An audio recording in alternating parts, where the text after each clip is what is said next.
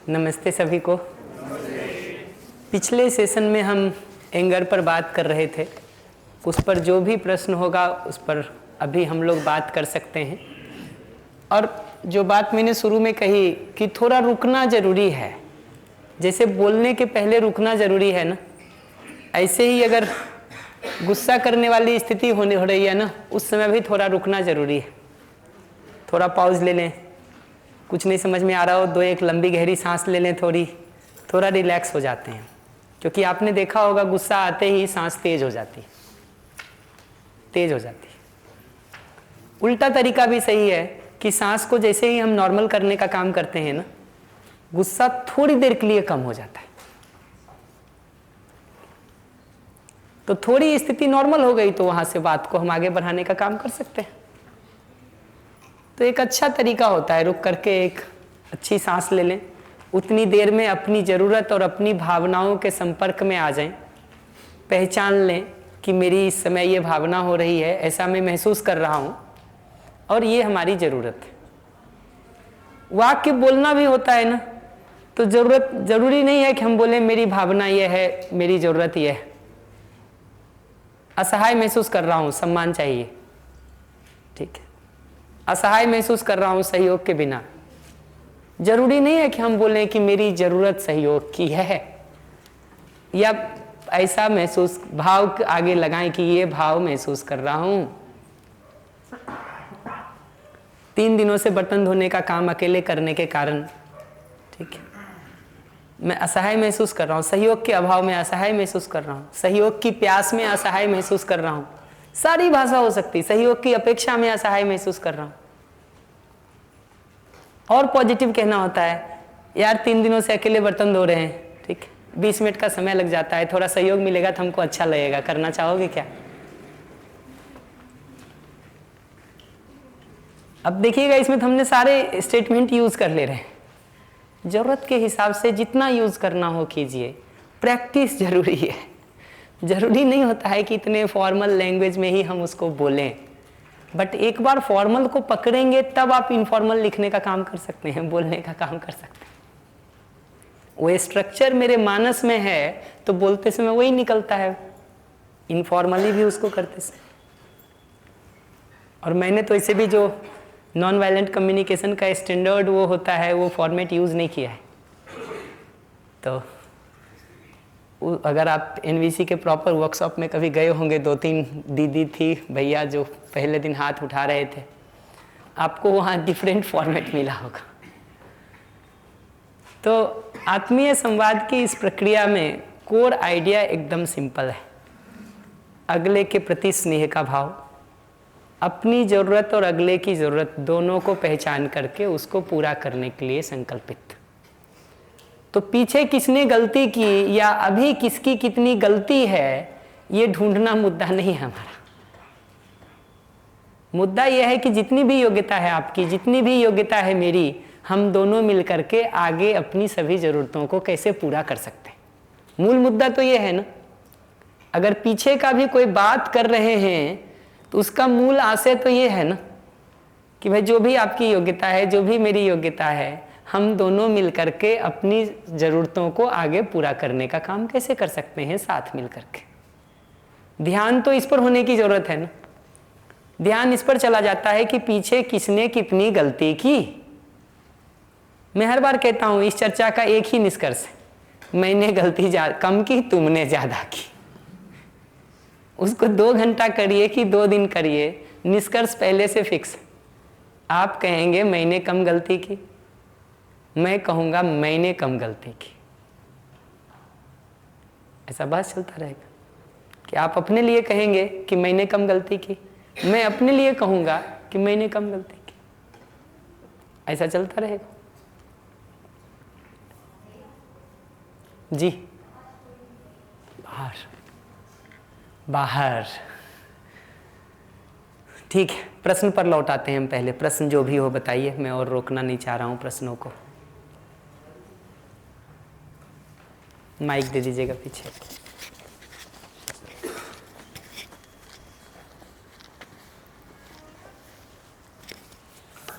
अगर सामने वाला गुस्सा कर रहा है तो अगर वो गुस्सा कर रहा है और हम कुछ भी प्रतिक्रिया नहीं करते हैं तो वो 2 मिनट बाद उसी समय उसका गुस्सा शांत हो जाता है।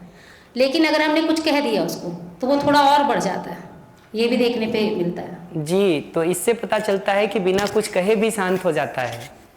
ठीक है, कहने से इसलिए बढ़ जाता है क्योंकि खराब ढंग से हम कहते हैं।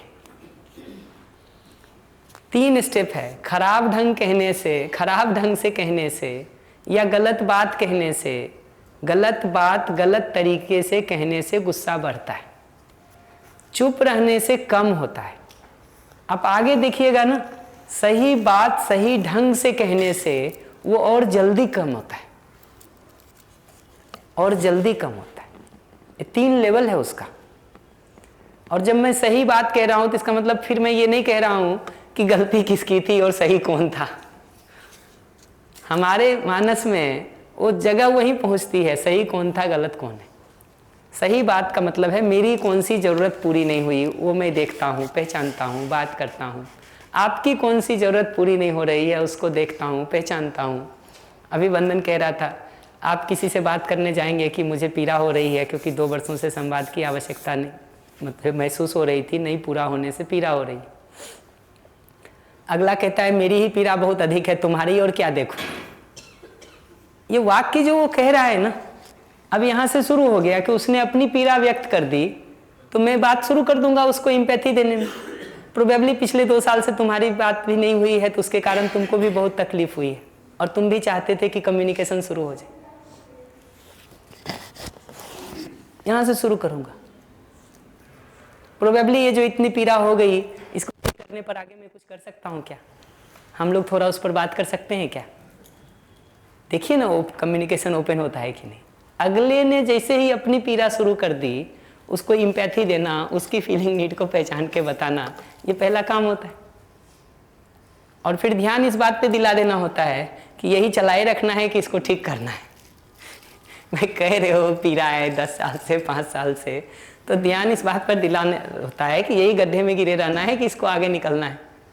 ये तो मैं यहाँ बोल रहा हूँ आपको समझने की भाषा के लिए। वहाँ कहेंगे कि गड्ढे में गिरे रहोगे कि बाहर निकलोगे तो पूछ लेगा तुरंत। तो एकदम भाव सिंपल होता है कि भाई परिस्थितियाँ ऐसे ही बना के रखना तुम भी नहीं चाहते हो, मैं भी नहीं चाहता हूँ। एक ट्राई कर सकते हैं क्या? नहीं। आरोप की भाषा हट जाए, ब्लेम की भाषा हट जाए, कंप्लेन की भाषा हट जाए, देखिए डायलॉग होता है कि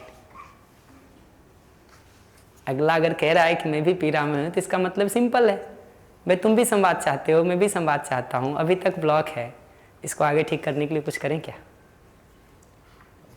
थोड़ा एफर्ट करें क्या? थोड़ा सहयोग करोगे क्या? होगी बात कि नहीं होगी? कोई और प्रश्न हो तो बताइए। कहने का मतलब है कि उसका गुस्सा पूरी तरह बाहर निकल जाए तब तक हम वेट करें कि शायद हो सकता है बीच में हम बोल दें तो पूरा गुस्सा ना निकले। जी, बीच में तो काटना ही नहीं होता है कभी भी अगले की बात को। कल मैंने इस पर ध्यान दिलाया था। जब अगला बोल रहा होता है ना, बोलने के बीच में पॉज लेता है। जब उसको लगता है कि 1 राउंड का बोल दिए तब वो चुप होता है। उसके बाद भी 15-20 सेकेंड का हमको साइलेंस देना होता है, पॉज देना होता है, जब हम आर्टिकुलेट करते हैं कि अब हमको क्या कहना है। जब वो गुस्सा कर रहा होता है ना, उस समय हम सिर्फ नीड फीलिंग पर थोड़ा फोकस करके उसको सुनते रहते हैं। सेंटेंस बनाना नहीं शुरू करते हैं कि क्या बोलना है। वो करने लगे ना तो सुन ही नहीं पाएंगे उसकी बात को। सुनते हुए सिर्फ नीड फीलिंग पकड़ते रहते हैं। बस बात पूरी हुई, आप रुकेंगे, ठीक है, सांस थोड़ा आप भी नॉर्मल करते हैं जब गुस्सा उतार लेते हैं तो आप वो जो पॉज लेते हैं ना, उतनी देर में मैं फॉर्मुलेट करता हूँ। नीड और फीलिंग पहचान ही रखा था, सेंटेंस फॉर्मुलेट करता हूँ, फिर वो फॉर्मुलेट करके बोल देता हूँ। तो सुनते समय हमको क्या बोलना है वो नहीं चलाते हैं, फोकस किए रहते हैं, नीड फीलिंग देखते रहते हैं बस। और अगला संबंधी के रूप में दिखना जरूरी होता है। उसके प्रति स्नेह नाम का एक भाव होता है, वो होना जरूरी होता है। तभी जाके वो नीड फीलिंग दिखेगी और हम नॉर्मल रह पाएंगे। प्रफुल्ल भाई माइक। भैया वो गुस्से में जो वो हरकत कर रहे हैं, उससे जो मतलब वातावरण खराब हो रहा है, बच्चों पे बुरा असर पड़ रहा है, तो अगर ये भी दिखता है कि भाई उसके गुस्सा करने से ये सब चीज़ें हो रही है, तो फिर उसकी नीड और फीलिंग पे ध्यान तो नहीं जा रहा है, पर मुझे दिख रहा है कि बाकी भी पीड़ित है उसके आचरण से, या फिर जो जैसे ही, एक सेकंड रुकूंगा, जैसे ही बाकी सब पे ध्यान जाने लगा ना, इसका मतलब अब हम फोकस होके नहीं सुन रहे हैं उसको। पहचान भी लेंगे इसको ना, तो हम अब तीनों पार्टी का देखेंगे, उनका भी फीलिंग नीड देखेंगे, अगले का भी देखेंगे। अपना फीलिंग तो ठीक ही रहता है, अगर ठीक से काम कर रखे हैं तो स्नेह का भाव रहता ही है, रहता ही है।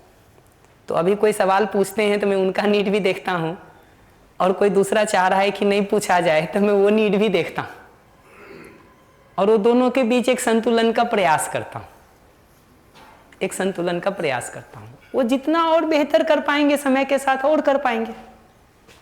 Please continue. तो वो कॉन्फ्लिक्टिंग नीड नहीं हो गया ना कि उस वक्त कि मेरे को इसका नीड पे ध्यान देना है कि वो जो दूसरे इस गुस्से से इफेक्ट हो रहे हैं या फिर उन पे बहुत बड़ा दुष्प्रभाव पड़ रहा है उस गुस्से के कारण, तो उस केस में मतलब ऐसा लगता है कि कॉन्फ्लिक्टिंग नीड है अभी यहाँ। मेरा अप्रोच क्या है मैं बता देता हूँ।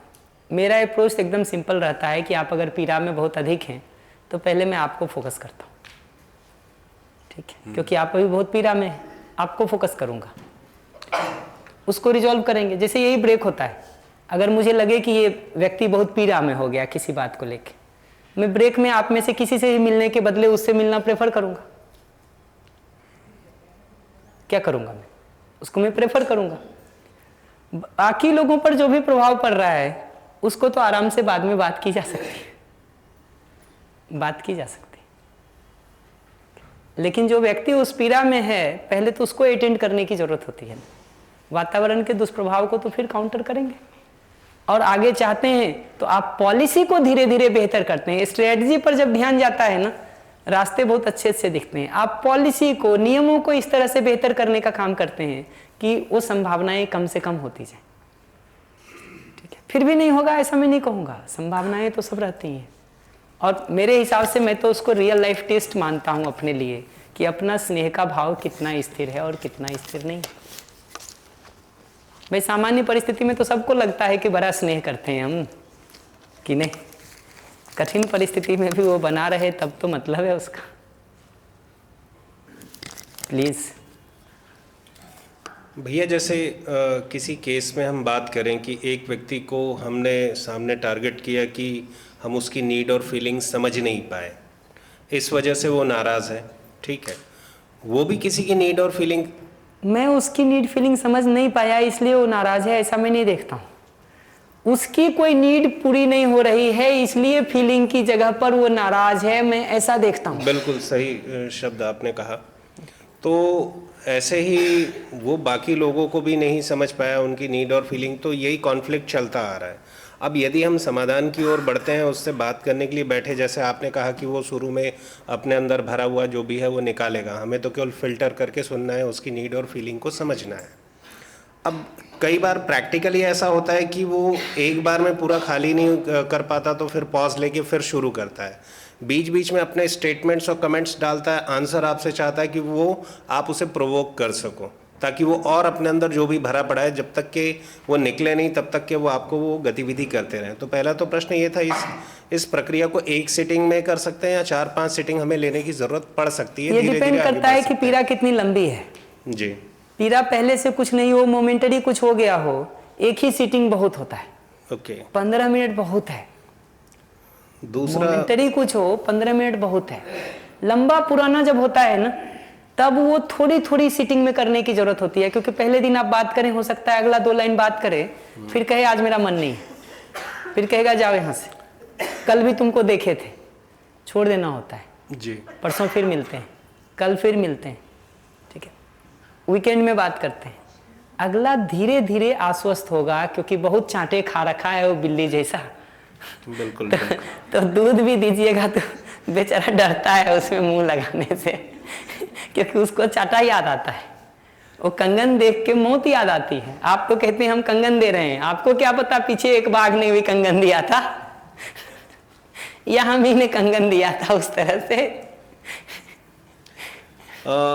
इस समाधान की प्रक्रिया में क्या इस डायरेक्शन में बढ़ सकते हैं कि उसे जब एहसास होने लगा है कि हम उसकी नीड और फीलिंग को समझ रहे हैं और उसके प्रति इस भाव को समझ रहे हैं कि हाँ उनकी क्या आवश्यकता पूरी नहीं हुई जिसकी वजह से तकलीफ़ उन्हें हुई और उनके तकलीफ़ में रहने की वजह से हमें तकलीफ़ पकड़ हुई, लिया। वैसे ही परिवार के 4 लोगों को भी तकलीफ़ हुई, तो परिवार के हर व्यक्ति की नीड पहुंचनी चाहिए उन तक धीरे धीरे। बिल्कुल। जैसा आपने बीच में ये कहा कि आप अपने साइड को नहीं छोड़िए, आपकी भी नीड आपको रखनी पड़ेगी, नहीं तो एक साइड पे ही ज़्यादा वजन हो एग्जैक्टली तो जैसे ही अगले को ये लगता है कि उसकी नीड समझी जा रही है, जाएगा। बिल्कुल ठीक है, और रीजनेबली समझ ली गई है, ऐसा उसको जब लगता बिल्कुल, है वो आश्वस्त हो तब जाता है। समय होता है अपनी तरफ से कुछ कहने का कि कुछ मुझे भी अपनी तरफ से साझा करना है, सुनना चाहोगे क्या, राइट। ताकि हम दोनों ठीक जी सके। आप कहोगे नहीं, ऐसा भी अगर कह लोगे हो ना सकता है वो तो मैं एकदम सिंपल बात कहूंगा कि यार अगर मेरी नीड पूरी नहीं होगी तो बताओ मैं ठीक कर पाऊंगा क्या, यार ये बताओ कि मेरी बात नहीं सुनी जाएगी, ठीक है, तो आगे हम साथ जी पाएंगे क्या। ये सिंपल एक सवाल पूछ लेना होता है। भैया ये बात आप बिल्कुल ठीक कह रहे हैं। कभी कभार अब हम तो इतने पढ़े लिखे होने के बावजूद यहाँ पे आने के बाद चीज़ों को सीख रहे हैं कि हम भी बहुत जगह गलतियाँ करते हैं मानवीय व्यवहार की दृष्टि से।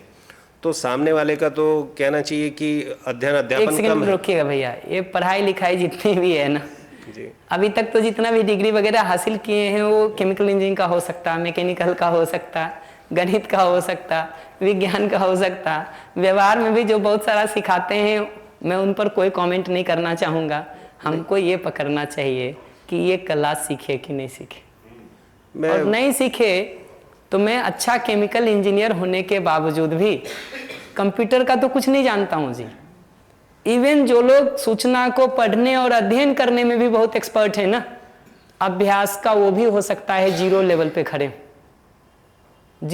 खड़े हो। इसलिए अध्ययन के शिविरों में, सूचनाओं में जिनको बैठने का आदत रहता है ना, अभ्यास में बड़ी तकलीफ होती है जी। वो पैटर्न नया पकड़ने में टाइम लगता है। हमको लगता है प्रवचन सुनने आए हैं, सूचना इकट्ठा कर लेंगे, कुछ पढ़ लेंगे, कुछ पढ़ा लेंगे, कुछ सुना लेंगे, वही तो एग्जाम में करते रहे हम इतने दिनों तक। ये पता भी नहीं चलता है कि ये सूचना को ग्रहण करके अपने को बदलने की प्रक्रिया है, और बदलने में मुख्य जिम्मेदारी आपकी हो जाती है, मेरी थोड़ी रहती है। सूचना देने में मुख्य जिम्मेदारी मेरी है, बदलने में तो मैं इतना ही कर सकता हूं कि आपको अधिक से अधिक उत्साहित करने की कोशिश करूं, संभावना दिखाने की कोशिश करो। लेकिन आप एक बच्चे को चलना सिखाते हैं, कितनी भी संभावना आप दिखाइए, पैर वही उठाएगा कि पैर आप उठा दीजिएगा उसके बदले। ओवरऑल मुझे यही चीज़ समझ में आ रही कि प्रक्रिया धीमी और सतत गति से होगी। सामने वाला आपकी भावनाओं को समझेगा, आप उसकी नीड और भावनाओं को समझ गए, वो भी समझना शुरू करेगा और धीरे धीरे सबकी भावनाओं को शुरू करेगा। तब एक आत्मीय संवाद और एक परिस्थितियाँ पॉजिटिव मैनर पे आएगी। मुझे यही समाधान लगता है। आई थिंक कि इट विल टेक टाइम, समय लगेगा। जितना बड़ा गड्ढा उतना ज्यादा समय, हमें धैर्यता रखनी पड़ेगी, आश्वस्त होना जितना बड़ा गड्ढा उतना समय, और धैर्य रखना पड़ेगा कि जगह मुझे स्नेह के भाव में 5 साल बने रहना भी अच्छा लगता है, बशर्ते कोई दूसरा विरोध कर रहा हो तब भी। आप विरोध कर रहे हैं तब भी, आप अपमान कर रहे हैं तब भी, आप नहीं बात कर रहे हैं तब भी, आप कुछ खराब कह रहे हैं तब भी, मुझे तो आपके साथ स्नेहपूर्वक जीना अच्छा लगता है। मैं बाध्य नहीं हूँ, मैं बाध्य नहीं हूँ, स्नेहपूर्वक जीना मुझे अच्छा लगता है, वो मेरा पसंद है, पसंद है। ठीक उसी तरह जैसे आप साथ खाना खाते हैं तो भी हमको खाना खाना अच्छा लगता है, आपको भूख नहीं लगी है तो भी हमको खाना खाना अच्छा लगता है, हमको प्यास लगी है तो पानी पीना अच्छा लगता है, आपको नहीं लगी है तब भी हमको पानी पीना अच्छा लगता है अगर हमको प्यास लगी है तो। मुद्दा है अपनी सुख की प्यास हमारी बनी है कि नहीं, ये समझ में आया है कि नहीं कि स्नेह के भाव में बने रहना ही मेरे सुख की प्यास को बुझाने का एक और एकमात्र उपाय है। एक क्षण के लिए भी द्वेष होता है, विरोध होता है, अपमान होता है, घृणा होती है, ईर्ष्या होती है, कारण कुछ भी कह लें, मेरे दुखी रहने की गारंटी है। ये बात अपने निष्कर्षों से, अपने ऑब्जर्वेशन से पकड़ने की जरूरत है। अपने तर्कों से, अपने ऑब्जर्वेशन से, निरीक्षण से देख करके अपने में वो बात अपने में दिखने की जरूरत है। ठीक है। कुछ प्रश्न ऐसे भी होते हैं कि आप ये मान के मत चलिएगा कि मैं आप ही के प्रश्न को रिस्पॉन्ड कर रहा हूँ। उससे जुड़े जितनी चीज़ें होती हैं जो मुझे लगता है कि लोगों के लिए संभावित ठीक हो सकता है, कई बार मैं उसको भी रिस्पॉन्ड कर देता हूँ, क्योंकि मुझे ये दिखता है कि मैं तो 75 लोगों से बात कर रहा हूँ और सिमिलर इशूज बहुत सारे होंगे। तो उससे जुड़े जो भी स्टेप्स होते हैं वो मैं रिस्पॉन्ड करता चला जाता हूँ। तो उसमें से जो हिस्सा आपके काम का होगा उतने भर को ले लीजिए। भैया एक कंडीशन और रख रहा हूँ। समटाइम्स क्या होता है कि सामने वाला आपकी नीड और फीलिंग को समझ गया कि मुझे उसके साथ प्रेम भाव से रहने में आनंद आता है, तो कभी कभार क्या होता है उसकी रिजिडनेस इतनी होती है कि जिस बात में तुम्हें सुख मिल रहा है मैं उसी बात से तुम्हें तकलीफ दूंगा। ये ऐसे तो ही आप until कहते हैं, unless- एक सेकंड, जिस बात से ये कहते हैं ना कि जिस बात से तुम्हें सुख मिल रहा है उसी से मैं तकलीफ दूंगा, इससे मुझे इतना ही सुनाई पड़ता है कि मेरी किसी ज़रूरत के पूरा नहीं होने से मैं बहुत तकलीफ में हूँ। मैं विषय यही कहना चाह रहा हूँ कि हम उसे उसकी नीड और भावनाओं को समझाने की कोशिश कर रहे हैं और वो किसी एक बात को लेके पकड़ के बैठ जाता है कि हाँ तुम्हें इस बात से दिक्कत है, मैं यही करूँगा। मोस्टली ऐसा होता है। अगले को तो जो करना है अगला कर ले। देखिए इस पूरी प्रक्रिया में मैं ये बात ही नहीं कर रहा हूँ कि आप मेरे साथ क्या करेंगे, उसकी बात कर भी रहा हूँ तो सिर्फ इसलिए कि ये पहचानता हूँ मैं कि मैं आपके साथ क्या करूँगा। जो इतने यहाँ नाराजगी के या सेशन में भी आपको कह रहा हूँ गुस्से का, विरोध का, उसमें संवाद की प्रक्रिया को सीखने के लिए, वो इसलिए थोड़ी कह रहा हूँ कि गुस्सा करना आप यहाँ प्रैक्टिस करें, उसमें तो आप प्रैक्टिस्ड हैं, कर ही देंगे कर ही देंगे। मुद्दा है कि उसको फिल्टर करके सुनने का प्रैक्टिस अगले का हो पाएगा जब आप गुस्सा कर रहे हैं तब, और जब अगला गुस्सा कर रहा है तो आपका हो पाएगा। तो होता तो है। जितना ज्यादा अगला कोडेड लैंग्वेज में बोलता है ना, उसको डिकोड करना उतना कठिन होता है। ठीक है। वो कल उपहास का बात कह रहे थे, किसी का मजाक उड़ाना हो तो बिल्कुल दूसरे साइड से शुरू करते हैं, जिसको बिल्कुल गाना नहीं आता हो उसको कहते हैं तुम तो बड़े तानसेन जैसे गा रहे हो कि नहीं। तो हमको उसको सुनना ये होता है कि वो कह रहा है कि संगीत की इस आवाज़ को सुन के मुझे बहुत इरिटेशन हो रहा है। जब आप हमको कहते हैं ना कि तुम तो तानसेन उतर आए हो धरती पे दूसरे, तो हमको ये सुनाई देता है कि आप ये कह रहे हैं कि म्यूजिक की इस आवाज़ को सुन के मुझे इरिटेशन होता है। और क्या जी। प्रणाम भैया। प्रणाम। परिवार में यदि पारिवारिक सदस्यों के बीच में किसी बात को लेकर सहमति नहीं बनी है, तो यदि कोई सदस्य ये निर्णय कर ले कि जीवन भर अब हमें संवाद ही नहीं करना है और हम प्रयत्न कर रहे हैं लेकिन वो संभव नहीं होता, तो ऐसी स्थिति में क्या करें? प्रयत्न कर रहे हैं, पर मैं एक ही कमेंट करूंगा कि कैसे कर रहे हैं उसको देखिए। कहीं ऐसा तो सहमति ही नहीं बन पा रही। वही बता रहा हूँ, एक एक स्टेप चलें। 2 प्रश्न आपके आए हैं, दोनों को रिस्पॉन्ड करता हूँ मैं। ऐसा कहते हैं कि चांदनी रात में ना नौका विहार के लिए 4 लोग निकले। शराब की घटना चल रही थी तो शराबी थे चारों। तो चांदनी रात में नाव पे चढ़े और चप्पू मारना शुरू किए। पूरी रात भर उन्होंने चप्पू मारी, तो फिर सुबह तक नशा उतरा, जैसा कि उतर ही जाता है। तो एक कांख खुला, उसने कहा यार बहुत दूर आ गए होंगे, अब तो बस पकड़ के लौटना पड़ेगा, पूरी रात में कितना चल गए होंगे। फिर दूसरे ने ऐसा घुमा के देखा, कहा यार जगह तो पहचानी सी लग रही है। तीसरे ने कहा नहीं जगह तो वही है जहाँ से शुरू किए थे। चौथे ने कहा यार रस्सी नहीं खोले थे तुम नाव की, पहले खोलते तब तो कहीं जाते। तो मारे तो पूरी रात चप्पू जी। हम उस प्रयत्न पर कोई कमेंट नहीं करेंगे। मार तो रहे हैं पूरी रात चप्पू, रस्सी खोले कि नहीं पहले ये तो बताइए हमको। रही बात इसको सुनने की, पहले चूंकि आपका हिस्सा प्रयत्न वाला था, इस पे मैंने पहले आपको रिस्पॉन्ड किया, अब दूसरे को करता हूँ कि वो अगर ये कह रहा है ना कि मैं पूरी जिंदगी संवाद नहीं करूंगा, तो ये नहीं कह रहा है कि मैं पूरी जिंदगी संवाद नहीं करूंगा। कह रहा है मैं संवाद तो करना चाहता हूं लेकिन मेरे पास अपनी जिंदगी में इतना अपमान झेलने का और हिम्मत नहीं है। वो कह ये रहा है कि मैं संवाद तो करना चाहता हूं लेकिन भाई मेरे कटोरे में जितना अपमान झेला जा सकता था वो भर गया है कि नहीं। ये सुनना होता है। वो ये नहीं कह रहा है कि संवाद नहीं करना चाहता हूं, उसको पॉजिटिव में कहेंगे तो कहता है मैं संवाद करना चाहता हूं बशर्ते हमको भरोसा हो जाए कि और अपमान नहीं होगा। वो आश्वस्ति, बशर्ते हमको भरोसा हो जाए कि जो तुम कर रखे हो उस पर मरहम लगाने आए हो, ना कि उसको कुरेदने। उसको ये भरोसा हो जाए कि गाँव जो पहले है वो हमको जैसे ही देखता है ना उसको वो पुराना गाँव याद आ जाता है और उसको लगता है एक लकड़ी और मारने आ रहा है। क्योंकि पास्ट एक्सपीरियंस भी 3 बार यही हुआ होगा कि आप बात करने गए होंगे और एक लकड़ी मार आए होंगे, अनजाने में ही सही। ठीक, उसको तो लग गया ना। तो अब वो तो जैसे ही देखता है उसको पुराना घाव और वो 3 बार का मारा हुआ लकड़ी याद आता है। हम कहते हैं हमने तो 3 प्रयत्न किया, चौथा कैसे करें। अजी ये तो पहचानो कि 3 बार लकड़ी मार के आए हो उसको, वो तो दर्द बढ़ा दिए हम उसका। तो अब तो वो डरता है बेचारा, पहली बार नहीं डरता होगा इतना।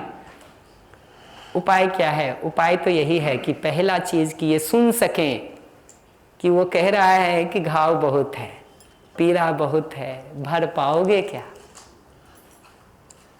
तो कूद पड़े हम ये भी नहीं कहते हैं। हम हर बार कहेंगे आग बुझाने के लिए जा रहे हैं तो अपना बॉक्स चेक करके देख लें कि CO2 उसमें भरा हुआ है कि नहीं, पानी पर्याप्त है कि नहीं। बाबा वेश में आके कूद जाए, मैं ये नहीं कह रहा हूँ। आग बड़ी लगी हुई है, हमको पता चलता नहीं बुझा सकते तो फायर विभाग को फोन करेंगे ना जी। कूद पड़ेंगे तब तो कुछ नहीं होगा उसमें। तो इसलिए हम अपना घर या हाथ जला लें, मैं ये बिल्कुल किसी भी तरह से नहीं कह रहा हूँ। बात पूरी हो गई या कुछ और कहना चाहेंगे? Thank you. सुनने का समझ में आया? जो कहता है कि संवाद नहीं कर रहे हैं, नहीं करेंगे हम, वो क्या कहना चाह रहा है, ये बात पकड़ में आई? जी भैया, उनकी नीड भी पहचान ली, लेकिन उस नीड को पूरा करना यदि हमारे लिए संभव नहीं है तब। वही ये जो बात कह रहे हैं ना, इसका मतलब आप किसी स्ट्रेटजी को नीड कह रहे हैं, किसी तरीके को आप नीड कह रहे हैं। आप उसको थोड़ा पीछे जा करके उस यूनिवर्सल नीड में कन्वर्ट करने का कोशिश करिए। फॉर एग्जाम्पल, आप अगर नीड ये देखेंगे कि वो कह रहा है 10 लाख रुपया दे दो और हम नहीं दे सकते, ठीक है, ये नीड नहीं है। वो शायद ये कह रहा है कि इक्वल बंटवारा होने की जरूरत है, ठीक है। वो शायद ये कह रहा है कि मेरी सुविधा की आवश्यकता पूरा होने के अर्थ में समृद्धि की जरूरत है। ये नीड सुनना होता है, तब डायलॉग हो पाएगा। अगर नीड यही सुनेंगे कि वो कह रहा है 10 लाख रुपया दो, तो कहेंगे हो नहीं सकता जी हमसे। उन सारी स्ट्रेटजी को नीड में कन्वर्ट करने की जरूरत होती है। बेनिफिट क्या है? बेनिफिट यह है कि उससे जो अगला आदमी भी स्ट्रेटजी में उलझ गया है कि उसके दिमाग में भी यही है कि 10 लाख रुपया देगा तब आराम मिलेगा, उसको दिखना शुरू होता है कि मुद्दा वो नहीं है, मुद्दा ये है। उस मूल नीड पर जाते हैं तो, और उस नीड को पूरा करने के 10 उपाय होते हैं। धीरे धीरे क्रिएटिविटी से बाकी रास्ते निकल आते हैं, निकल आते हैं। एक तरीके से नहीं होता है, दूसरे तरीके से होता है, दूसरे से नहीं होता है, तीसरे से होता है। अभी भी देखिए, आपका बच्चा किसी सवाल को पूछता है, टीचर में, स्टूडेंट में कोई कुछ पूछ लेता है, दूसरे लोग कुछ पूछते हैं, आप एक तरीके से बताते हैं, नहीं पकड़ में आता है, दूसरे से आ जाता है, तीसरे से आ जाता है, 2 उदाहरण बता दो आ जाता है, 2 कहानी बता दो आ जाता है। दूसरा सम्मान करना चाहता है कि नहीं, सुखी करना चाहता है कि नहीं, ये नहीं दिखता है पहले, लेकिन पहले ये पूछ लो कि तुम सुखी करना चाहते हो कि नहीं, तुरंत दिखाई दे देता है। ये दिखाई नहीं देता है कि दूसरे पर गुस्सा करना ठीक है कि नहीं है, कहता है जरूरत है, नहीं करेंगे तो काम कैसे करेगा अगला। लेकिन ये पूछ लो कि तुम्हारे ऊपर गुस्सा करता है तो कैसा लगता है, कहेगा नहीं नहीं हम तो ठीक हैं, हम तो बिना गुस्से के ही अच्छे लगते हैं, हमारे साथ मत किया करो प्लीज, मुझे तो स्नेह से कहते हो तो ज़्यादा अच्छा लगता है करना। वो सारा मामला बदल जाता है।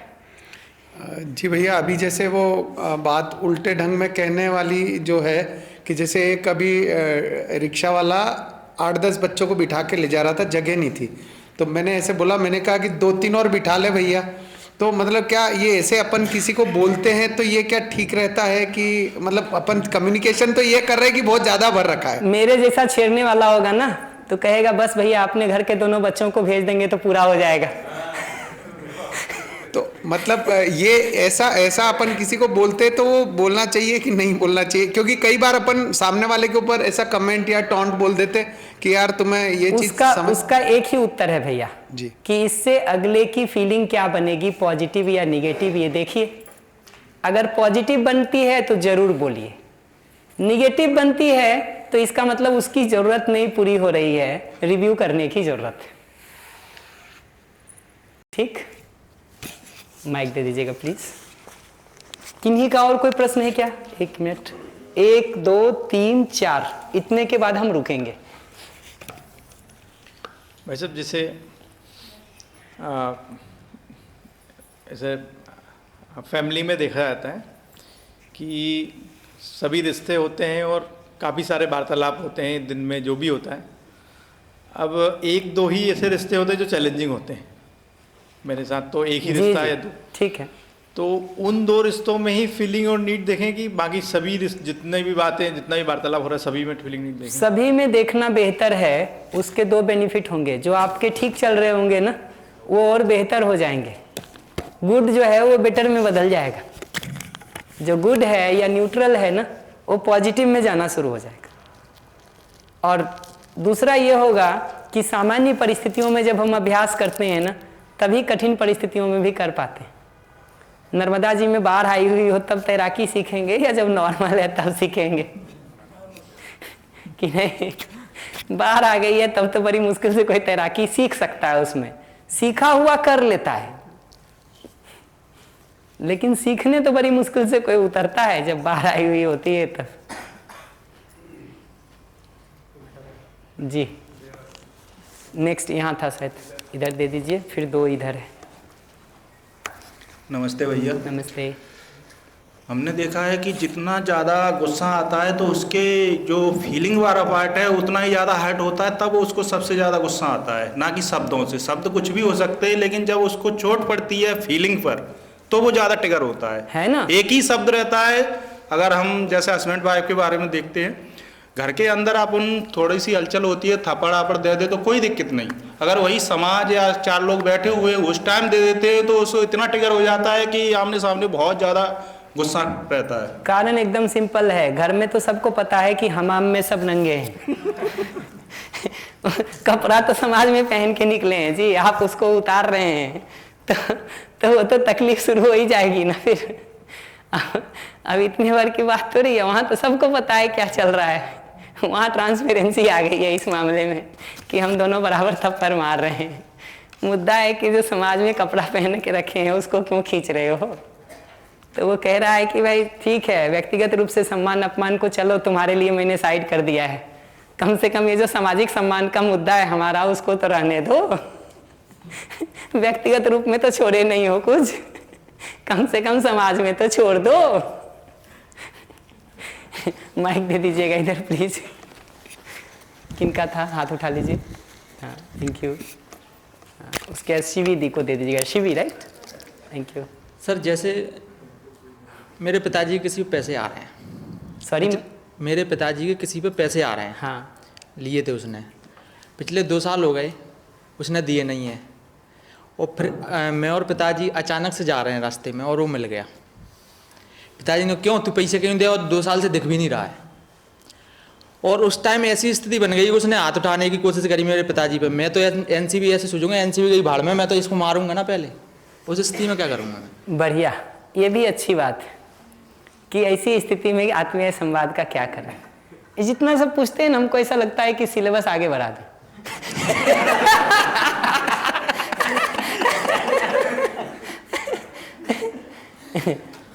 छोड़ देता हूँ, अभी ऐसे ही बता देता हूँ आपको। स्लाइड थोड़ा ज़्यादा आगे सर, आगे बता देना। बता रहा हूँ स्लाइड थोड़ा ज़्यादा आगे है पर छोड़ देता हूँ अभी। करना एकदम सिंपल होता है। फोर्स का, बल का, पावर का 2 यूज है। एक है प्रोटेक्टिव, अपनी सुरक्षा के लिए या किसी दूसरे की सुरक्षा के लिए। दूसरा है प्यूनिटिव, दूसरे को दंड देने के लिए। अगर आपने ठीक से उस आत्मीय संवाद की कला को सीखा है ना, और आपको अभी परिस्थिति नहीं दिख रही है संवाद की, ठीक है, आप हमको पूछोगे तो मुझे उस समय भी दिखाई देता है कि अगला कह रहा है यार तुम्हारा पैसा तो ठीक है लेकिन मेरे सम्मान का क्या होगा। आपने जो पैसा मांगा और वो जो हाथ उठाने पे आ गया, वो हाथ उठा के ये कह रहा है बेसिकली कि यार तुम्हारा पैसा तो ठीक है पर मेरे सम्मान का क्या, उसका कुछ है वैल्यू कि नहीं। वो जगह वैसी पहुंच जाती है। आप पूछोगे करना क्या होता है, प्रोटेक्टिव, अगर संवाद की जगह नहीं है तो प्रोटेक्टिव यूज फोर्स का करना होता है। प्रोटेक्टिव यूज का मतलब है कि आप उसको रोकते हैं, ठीक, अपनी सुरक्षा के लिए, ना कि उसको दंड देने के लिए। और ये काम आप सहजता में रहते हुए कर सकते हैं, ना कि उसके लिए रिएक्टिव होने की जरूरत है। रिएक्टिव होंगे ना तो रोकने के बदले कब आप दूसरे को सजा देने पे चले जाते हैं वो गैप पता नहीं चलता है, वो गैप पता नहीं चलता है। तो हम रुकते हैं, सजा देने की जगह पर नहीं जाते हैं। अगर हम प्रोटेक्टिव यूज करते हैं ना, आपके पास स्लाइड है इसकी, आगे देखिएगा मिल जाएगा। तो सभी पद का, सभी पावर का, चाहे ऑफिस का हो, चाहे घर का हो, चाहे आपके शरीर का हो, एक ही उपयोग है, व्यवस्था को बनाए रखने के अर्थ में उसको प्रयोग करना। और वो प्रोटेक्टिव यूज है, ना कि प्यूनिटिव यूज है। सुरक्षा के अर्थ में वो प्रयोग है पावर का, ना कि दूसरे को सजा देने के अर्थ में। क्योंकि पावर का प्रयोग करके अगर सजा दे रहे हैं ना तो उससे अगला कोई समझता नहीं है। उससे अगले को समझ में आता है तो इतनी ही बात कि आज अकेले गए थे तो हम पीट गए, कल 4 लोगों को लेके जाएंगे, इतने समझ में आएगा ना जी। इससे ज्यादा थोड़ी समझ में आता है। क्योंकि उसको तो यही समझ में आया कि मेरी ताकत कम पड़ गई इसलिए उसने पीट दिया। ये थोड़ी समझ में आया कि मैंने गलत किया था इसलिए पीट दिया। तो अगली बार 4 लोगों को बुला के जाएगा, ये एक स्ट्रेटजी है। बंदूक लेके जाएगा, दूसरी स्ट्रेटजी है। रात के अंधेरे में आके आक्रमण करेगा, तीसरी स्ट्रेटजी है। 20 हो सकते। तो प्रोटेक्टिव यूज करना होता है फोर्स का। और ये पता होना जरूरी है कि फिर चीजें सही गलत से तय नहीं होंगी, फिर चीजें तो ताकत से तय होंगी। भाई आपकी ताकत अधिक होगी तो आप रोक लोगे, अगर उसकी ताकत अधिक होगी दोनों कैसा दबा के चलेगा। और रावण की पुरानी कहानी देखें, एक इधर दबा रहा था, एक इधर दबा रहा था। सहस्रबाहु का देखें, वो 1000 हाथों में जो है वो अपना पकड़े रहता है एक एक, और ऐसा चलता रहता। तो ऐसा स्थिति होता है फिर। और वो तय तो ताकत कर रहा है, फिर हंस रहा है।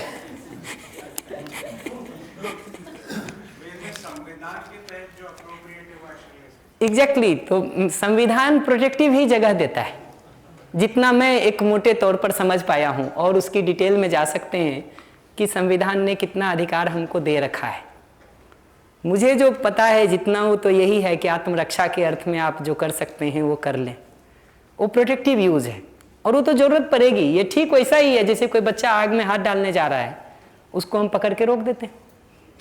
इनफैक्ट आप कम्युनिकेशन में एक्सपर्टीज बढ़ाते जाए ना, तो प्रयोग तो ऐसे भी होता है कि आप राह चल रहे हैं, एक माँ जो है अपने बच्चे को थप्पड़ मारते हुए स्कूल से ला रही है, ठीक, आपको ये दिख रहा है कि आपकी जरूरत है कि समाज के बच्चे को न्याय मिले और उसका शरीर का सुरक्षा बना रहे, और इस दृष्टि से उसका रिएक्शन बढ़ेगा, ये आपको समझ में आता है। आप इंटरवीन करके रोक सकते हैं। और आपको पता ही होना चाहिए कि इंटरवीन करने की जगह पे वो कहेगी कि बच्चा मेरा है, तुम कौन हो? तो हम बोलेंगे ना, बोलते हैं। हमको उस समय एक्सपर्टीज होना चाहिए ये बता पाने की कि हम कौन हैं।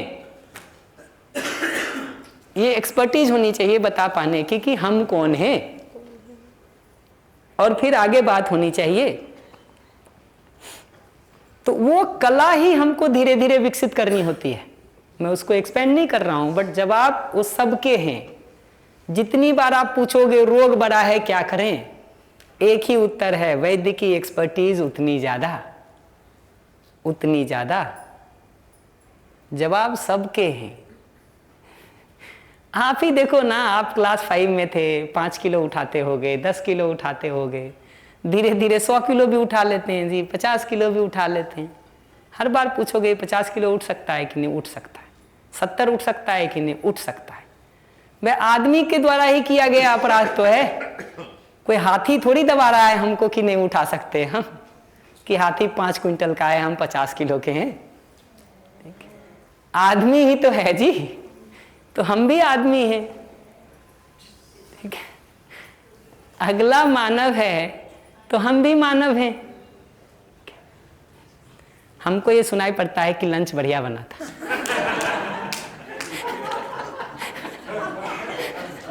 The art of listening is very important। चलो सीवी के प्रश्न पर आ जाते हैं। सामने वाला कोई पर्सन है, वो हमसे किसी थर्ड पर्सन के लिए लड़ रहा है, मतलब सारी चीज़ें, कि अगर हमें उससे थर्ड पर्सन से कोई बात कहनी है तो वो ये सोच रहा है मना कर देगा, या फिर कोई बात ऐसी कि वो थर्ड पर्सन कुछ हमसे मनवाना चाह रहा है तो वो उसमें भी लड़ेगा, या फिर कुछ थर्ड पर्सन हमसे कुछ सलाह। एक सेकेंड, वो क्या तुमको मना कर रहा है थर्ड पर्सन से बात करने के लिए, या थर्ड पर्सन के तरफ से आके तुमसे लड़ रहा है? हाँ, थर्ड पर्सन की तरफ से आके हमसे लड़ रहा है। मुझे पहली चीज क्या सुनाई देती है पता है? सुनूंगा ना तुम्हारी कहानी। मुझे पहली चीज ये सुनाई देती है कि ये उसका बहुत अच्छा दोस्त है, ठीक है, उसकी सुरक्षा चाहता है, उसका सम्मान चाहता है, ठीक है, और उसके लिए वो जो है कुछ तरीके ठीक नहीं अपना रहा है। पहली चीज हमको ये सुनाई देती है कि ये बेसिकली उसका दोस्त है, उसका सम्मान चाहता है, उसका सुरक्षा चाहता है, कि नहीं? आगे मैं बता रही हूँ कौन है ये, मेरे पिताजी हैं। वो मतलब यूजुअली यही करते हैं कि अगर जैसे कोई भी बात रहती है, थर्ड पर्सन वो इतना बड़ा नहीं बनाएंगे, थर्ड पर्सन जो भी रहेगा वो आसानी से हमारे बीच अगर। इससे बता रहा हूँ, इससे हमको क्या सुनाई पड़ा, इतने से ही मैं जानबूझ के रोक रहा हूँ तुमको ये बताने के लिए कि सुनाई बहुत तुरंत पड़ जाता है, इतनी राम कथा भी नहीं सुननी होती है। हमको एकदम सिंपल सुनाई पड़ा कि तुम्हारे पिताजी जो है ना, तुम्हारी योग्यता में थोड़ा और विकास चाहते हैं। उसका दूसरा भाषा यह है कि पिताजी अपनी बिटिया के विकास में वो चाहते हैं, योग्यता विकास में बेहतर चाहते हैं, इसलिए वो कह रहे हैं तुमको। हमारे घर लोगों का पुराना नियम था, पहले कहते थे कि लड़के अगर बाहर कहीं से आए हो ना तो बाहर तो पिटोगे ही, घर में पता चल गया तो 4 और लगेगी तुमको। मैं वो घर में 4 लगने को ऐसे देखता हूँ कि वो कह रहे हैं कि अगला तो नालायक था, तुम क्यों नालायक हुए? तुमको तो बच के आने का उपाय आना चाहिए था, अगला तो कीचड़ में गिरा था, तुम क्यों गिर के आ गए? आशय तो यही है ना। पूछ लेना पिताजी से, भरोसा नहीं हो तो वही कि वो उनसे मतलब उनके तरफ से सब कुछ मतलब पूरा हम लोगों से लड़ते हैं। पहला स्टेटमेंट बताता हूँ क्या कहना होता है, तीसरे की बात हटा देनी होती है। एकदम सिंपल ये बात कहनी होती है, पिताजी आप ये चाहते हैं कि मेरी योग्यता ठीक रहे इन परिस्थितियों में ना? कल मैंने यही रिप्लाई दिया था। ठीक है, तो आप तो फिर वो इनसे लड़ते हैं, मतलब हम लोगों से कहते हैं कि पहले ये बताओ कि ये रिप्लाई दिया तुमने तो पिताजी ने कहा क्या? नहीं, वो कंटिन्यू रहे अपने गुस्से पे। अच्छा ठीक है। तो फिर मतलब ऐसा रहता है हर बार का, यही है कि मैं कुछ नहीं कहती पर कि वो थर्ड पर्सन के लिए लड़ते हैं हमसे। तो फिर लेकिन जब हम थर्ड पर्सन से बात करते हैं, क्योंकि मैटर तो उन्हीं का रहता है, तो जब हम उनसे बात करते हैं उतनी बड़ी कुछ बात रहती नहीं है, बस वो हमसे जबरदस्ती लड़ते हैं। और जब हम लोग सामने आते हैं तो फिर वो कोई बात रहती नहीं, वो आसानी से मान जाते हैं। हर बार यही होता है, आसानी से मान जाते, लेकिन वो पहले घर पे करते हैं ये बहस। वही जैसे ये कह रहे हो ना, जबरदस्ती लड़ते हैं, हमको पहले इसको ठीक करने की जरूरत है। विरोध सारा जैसे ही शुरू कर देते हैं ना, वाक्य में ब्लेम आ जाता है, पता भी नहीं चलता है माता जी को दूसरी परेशानी हो रही है। मौसी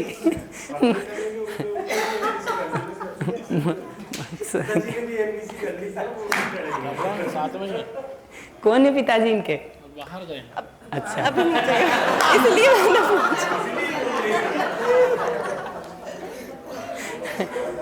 तो इसमें करना क्या होता है, एकदम सिंपल काम करना होता है कि हमको जो है ना फिल्टर करके सुनना होता है और बोलना होता है।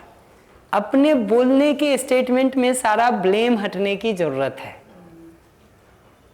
तो लौट करके जब ऐसा हो जाए ना, 1-2 घटना लौट करके सिंपल पिताजी से जब सामान्य हो तब बात करने की जरूरत है।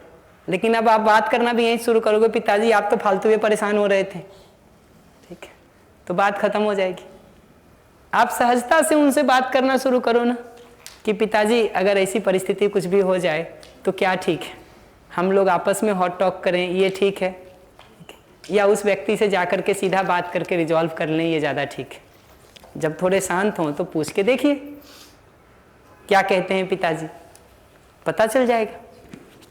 हमारा अप्रोच कहीं ना कहीं दूसरे को पिन चुभाने वाला है, हमको वो पकड़ने की ज़रूरत है कि जो हमारा अप्रोच है ना वो पिन चुभाने वाला है, पिन चुभाने वाला। हमको लगता है उससे वो लौट के बढ़िया करेगा, जी पिन चुभेगा उसको लौट के जिसको दर्द मिला है वो आपको दवा देने की तब सोच पाएगा जब आत्मीय संवाद में बहुत अच्छी गति पा लिया हो, नहीं तो कहाँ सोचेगा जी। नहीं तब तो फिर यही बात है कि भाई सिर फोड़ो इसका। जी इस लास्ट प्रश्न के बाद हम रोक लेंगे। भैया कभी कभी ऐसा होता है कि सामने वाले की भावना और जो फीलिंग है वही सामने जो बोल रहा है उसकी भी और सामने वाले की भी, दोनों की भावना फीलिंग है, वो भी गुस्से में है वो भी गुस्से में है, लेकिन एक जो पहला व्यक्ति है वो ये सोचता है कि अपना रिश्ता चलता रहे करके वो उसकी भावना फीलिंग और जो क्रोध है उसका वो सहता रहता है। पर एक घर में जैसे 4 व्यक्ति हैं, चारों व्यक्ति की गुस्सा भी सह रहा है और उनका क्रोध भी सह रहा है, वो समझ रहा है कि उसको वहीं रहना है और पर वो सामने वाले व्यक्ति समझते नहीं हैं। वो ठीक है, वो गुस्सा सहते रहेगा, लेकिन उस गुस्से के साथ यदि बीच में झूठ बोलता है तब क्या? 2 नहीं सह सकते, 1 तक तो ठीक है करना कुछ नहीं होता है दीदी। पहली चीज मैं क्लैरिफाई करूं, मैं तो कम से कम आपको गुस्सा 1 दिन के लिए भी सहने के लिए नहीं कह रहा हूं, कही नहीं रहा हूं मैं कि गुस्सा सहा जाए, 1 दिन भी नहीं। हमारे यहाँ तो गुस्सा करने वाले को राक्षस मानव कहते हैं और जो झेल रहा है उसको पशु मानव कहते हैं कि भाई एक डंडा मार के चलाता है दूसरा चलता है। मैं दोनों डिजाइन को ठीक नहीं कह रहा हूँ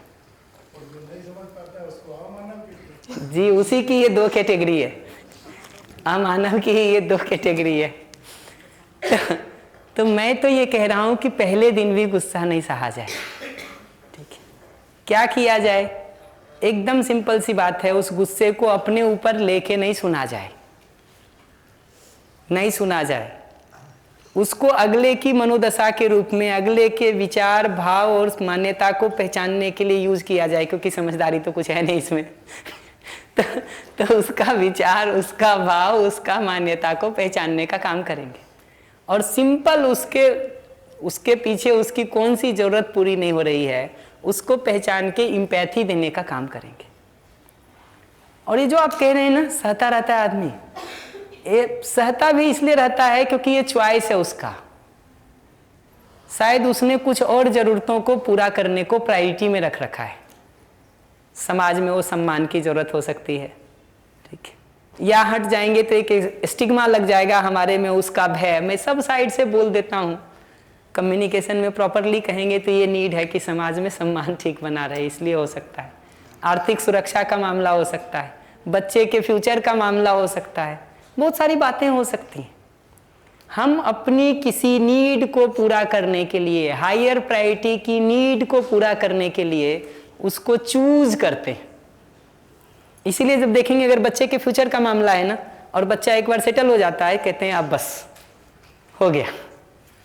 आर्थिक सुरक्षा का मामला है, किसी दिन अल्टरनेटिव उपाय मिल गया, बस। सामाजिक स्टिग्मा का मामला है, लगता है यार कोई बात नहीं, उसको झेलना ज्यादा आसान है इसकी तुलना में, वो दुख कम है इस दुख की तुलना में, बस। होता नहीं होता? हाँ। तो प्रक्रिया तो एकदम सिंपल है, हमको अगले की जरूरतों को पहचानना होता है, उसके साथ अपनी ज़रूरतों को प्लेस करना होता है। जब अगले का सारा पहचान लिया गया तब, और उसके बाद उसको पूरा करने के उपाय पर, हम दोनों की ज़रूरतों को पूरा करने के उपाय पर सोचना होता है। नहीं ये हो रहा हो तो क्या करें? थाना, पुलिस, कोर्ट, कचहरी, संविधान, कानून की जो प्रक्रिया है उसको फॉलो करें। मिनिमम बेसलाइन वो है, मिनिमम बेसलाइन वो है। पर काम ये करना होता है, सहना एक दिन भी नहीं होता है। क्यों हम अपने ऊपर लें जी? और वो तो 20 बार आप देखते होंगे गुस्सा किसी बात का हो, उतार कहीं और लेते हैं। हाँ यही होता है। यही होता है ना, तो बस समझ में आ गया ना आपको। हम क्या करते हैं, हम उसमें सोचने लगते हैं कसूर मेरा नहीं था, फिर क्यों हमको मारा जा रहा है। भाई मार अगला रहा है तो इसका मतलब उसको गुस्सा आया हुआ है, इतना ही उससे पता चलता है, उसका हमारे कसूर से क्या लेना देना है जी।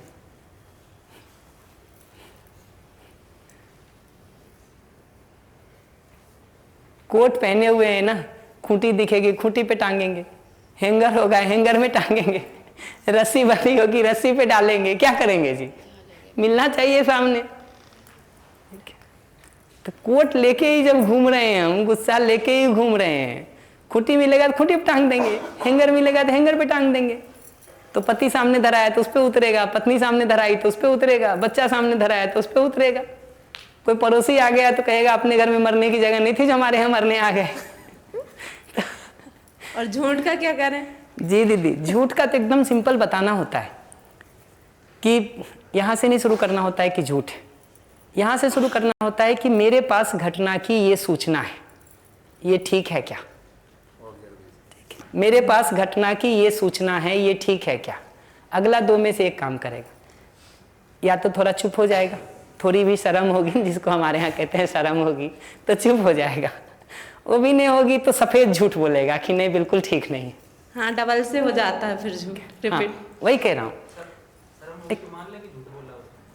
देखिए मतलब चुप, मैं अगर अपना देखूं कि मैं अगर बचपन में झूठ बोला होता किसी बात को लेके और टीचर ने पकड़ लिया होता, ठीक है, मैं तो चुप रहता।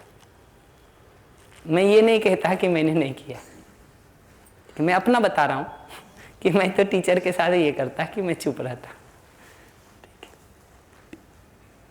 पिताजी को पता चल गया कि मैंने घर से पैसे उठा लिए हैं और अगर पिताजी पूछते, मैं तो चुप रहता। ठीक है, उसके आगे जो वो कहता है ना, झूठ बोलता है, मुझे ये समझ में आता है। सबसे पहले दो बात पकड़ता हूँ मैं पकड़ता हूँ उसकी शायद सम्मान की ज़रूरत है जिसको वो पूरा करना चाह रहा है। ठीक है, कोई नहीं गिरना चाहता जी दूसरे की नज़र में, लगता है कि छुपा के बचा लेंगे। स्ट्रेटजी ठीक नहीं है, झूठ बोल के छुपा करके करने का तरीका ठीक नहीं है, लेकिन ये जो सम्मान की ज़रूरत है, ये ज़रूरत तो ठीक है। हमको क्या करना होता है? सिंपल ये भरोसा देना होता है अगले को कि सच बोलने से भी तुम्हारा सम्मान कम नहीं होगा। ये अगर हम कर पाएंगे तो अगला सच बोलेगा। हमको ये भरोसा देना होता है कि देखो मुझे ठीक सूचना मिले, ठीक है, और ये भरोसा हमारा बना रहे सच बोलने का, मैं इसको ज़्यादा पसंद करता हूँ, ज़्यादा पसंद करती हूँ।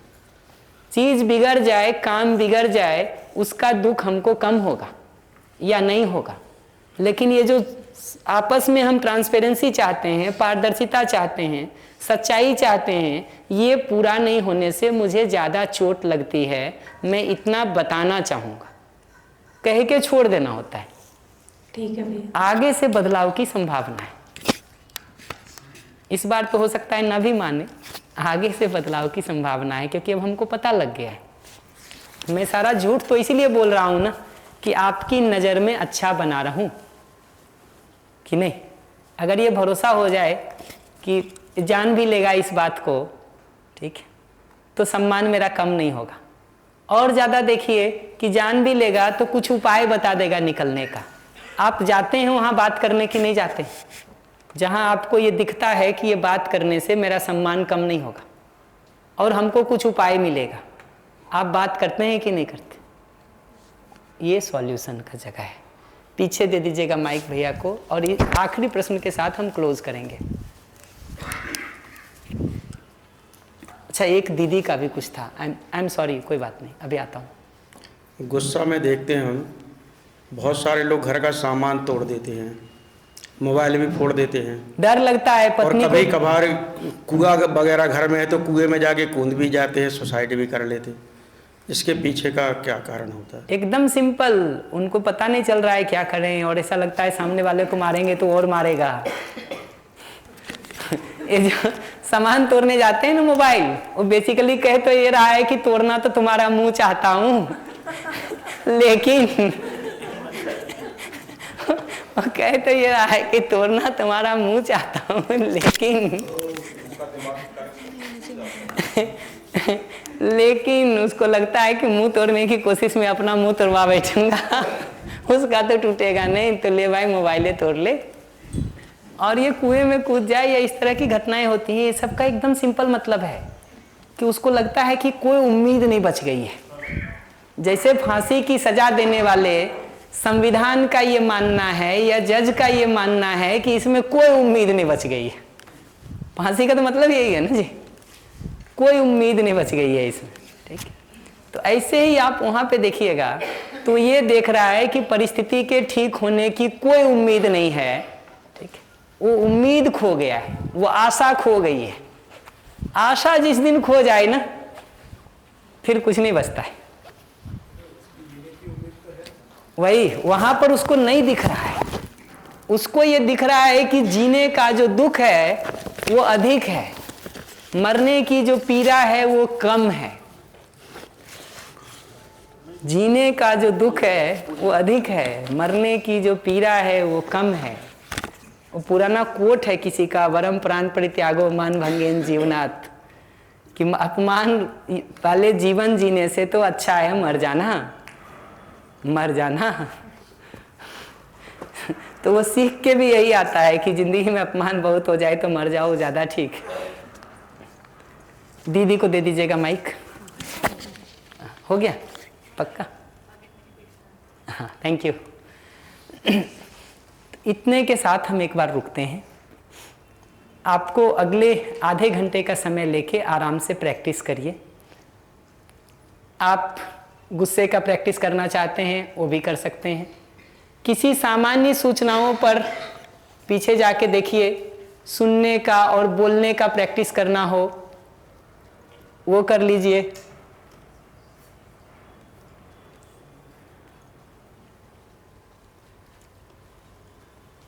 ये जो संवाद की न्यूनतम स्थिति है, जहां आपको ऐसा लगे उसका प्रैक्टिस कर लीजिए, ठीक है। लगे एकदम खराब ही वाला है तो अगले को वो रोल दे दीजिए और प्रैक्टिस करिए उसको करने का, ठीक है। और जब रोल कर रहे होते हैं ना, उसको थोड़ा सीरियसली करिए। आपको दिखेगा कि आप गुस्से में भी हैं और इस तरह से कोई ब्रेक मांग रहा है ना, आपका गुस्सा कूल होता हुआ दिखाई देगा। सिर्फ अगले का ही नहीं, आपका भी गुस्सा कूल होता हुआ दिखाई देगा।